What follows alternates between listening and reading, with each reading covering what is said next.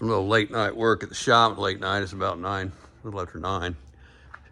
Just piddling around with some of the cars here. Still working on the 58. You know, we've had it kind of semi-roadworthy to where it's just sorting out all the age issues and sitting. So today we decided, you know, still has a fuel starvation issue on it, and we knew we were going to change it, but we're making sure everything else worked because it kind of worked okay. So put a new fuel pump on it, and got the right one with the 5/16 output, which is hard to find these.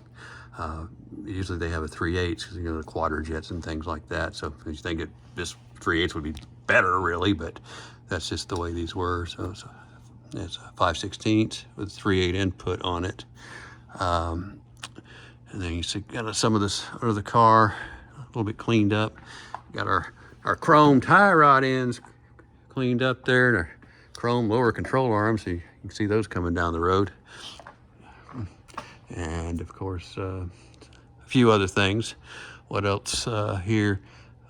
You know, we've determined that, you know, not really knowing all of the history of this car, just kind of getting bits and pieces of it time goes along. This is kind of a parking lot racer. It's a Gymkhana type car.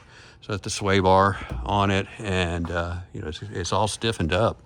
This car handles fairly well for a C1, that's for sure. Better than most any of them. Beefed up springs. And here's one of the cool things. The guy put this brake lock out. I think I mentioned it before, but we've been kind of playing with it some. So basically you hit a button in the car, lock out the rear brakes, and then, or lock out the front brakes. And then you can make a turn just using the brakes, just sliding the back of the car around, just like a stunt car. So it's for those parking lot cone dodging. And we decoded the transmission. It's a Muncie M20 1965. So good transmission. Yeah, all this car's got, you know, everything on it. It's a good upgrades for them. The kind of the later you know, mid-era C2 cars, 327 dual quad car here. The motor was put in there. It's probably a 65 date code motor. I haven't decoded the motor, otherwise it really doesn't matter. It's a 62 to 67 327 that's in there, is what I know just by the block stamp on it.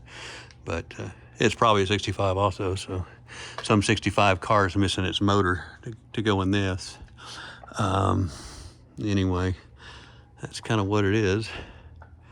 But there's some other stuff. Oh, check this out.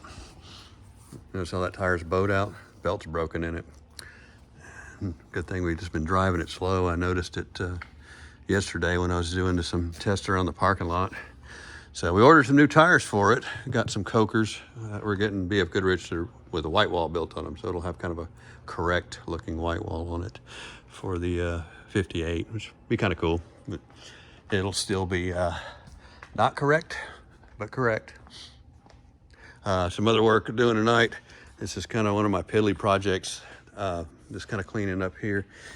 These cars, when they were built, El Caminos, you see some of these things, depending on what plant they were built at. Some of these were just sprayed red. Some of them were bare. Some of them, I don't know, because this was built up in a northern plant, and I think I've seen one built in California that was just sprayed with a body color. So anyway, I took all this apart and detailed it all up to give it a finished outlook there. And so we're working on that. All that reason was because we're actually had this car February 16th, I think it's, February, 16th, 17th, 18th maybe. This month is the Dallas Autorama, so it's a big show coming up. And we usually have several cars from the collection in there. This car was going this year, and so just as a last minute thing, we kind of all pounded our hands together and said, you know, this car's cool and it's nice, but for our club, this car is going to get a lot more attention up here. So we're going to put chassis 616 Dale Earnhardt Jr. Hendricks car in the Autorama. So that'll be in the Dallas Autorama this year.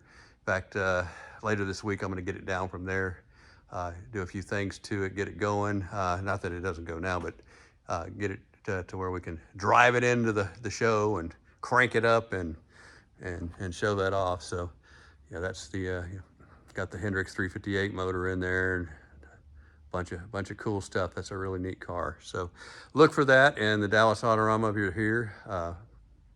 We hope to have a lot of attention from that for our car club, which is a late great Chevys of Dallas. So that'll be a neat thing. We had that car in there last year, and that got some major awards, of course, and a lot of these cars. I was going to bring the Shelby this year too, but just trying to get everything together to put a bunch of cars in the show's tough. So it's going to be from here a few cars and that, but that's kind of that. So that's kind of the work tonight. So Dallas Autorama coming up.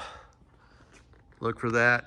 I'll do some more videos when it gets a little closer, but that's it for tonight. Thanks for watching.